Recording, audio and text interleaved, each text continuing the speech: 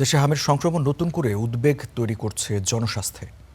শিশুদের মধ্যেই বেশি ছড়াচ্ছে এই ভাইরাস, বাড়ছে জটিলতার ঝুঁকিও। স্বাস্থ্য বিশেষজ্ঞরা বলছেন টিকাদানে ঘাটতি আর সচেতনতার অভাবই এর মূল কারণ। ৮ মাসের ছোট্ট রাইমা কুষ্টিয়ার গ্রামের বাড়িতে হঠাৎই জ্বর আর শরীরে লালচে রাশ। চিকিৎসকেরা জানান হাম। কিছুদিন চিকিৎসার পর অবস্থার উন্নতি হওয়ায় পরিবারের স্বস্তি ফেরে। ছাড়পত্র নিয়ে খুশি মনে বাড়ি ফেরে রাইমা। কিন্তু সেই স্বস্তি বেশি দিন টেকেনি। বাড়ি ফেরার পর আবারও রাইমার শারীরিক অবস্থার অবনতি। এরপর রাজধানীর সংক্রামক ব্যাধি হাসপাতালে ভর্তি করা হয় তাকে। ৩ দিনের মধ্যে বাবু একদম মুখে ঘা হয়ে খাওয়া দাওয়া বন্ধ হয়ে গেছিল। ডক্টররা তাও বারবার বলছে মুখেই খাওয়ান, কোনো স্যালাইন ট্যালাইন দেয় না।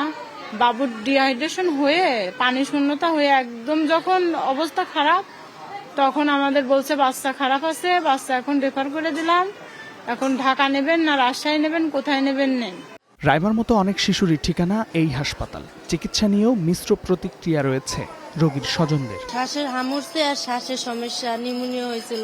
বেড রোগী অনেক ছিল, বেড পাওয়া যায় না, তাই আমরা এই যে এখানে সিঁড়ির নিচে আসছিলাম। এই যে সংক্রমণ ব্যাধি হসপিটাল, এটা নিজেই আসলে সংক্রমণে আক্রান্ত।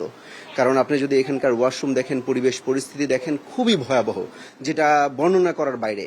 বিশেষজ্ঞরা বলছেন টিকাদানে ঘাটতি আর সচেতনতার অভাবে বাড়ছে সংক্রমণ। 95% বাচ্চা যদি টিকা দেয়া থাকতো, তাহলে কি হতো, আমাদের হার্ড ইমিউনিটি গ্রো করতো। হার্ড মানে HERD, হার্ড ইমিউনিটি। এটার হার্ড হলো গরুর পালকে বলা হয় হার্ড অফ ফ্লক্স, এই ধরনের।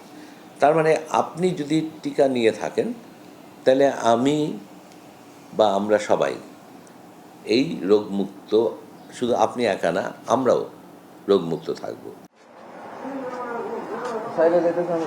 শামীম বিশ্বাস, স্টার নিউজ, ঢাকা।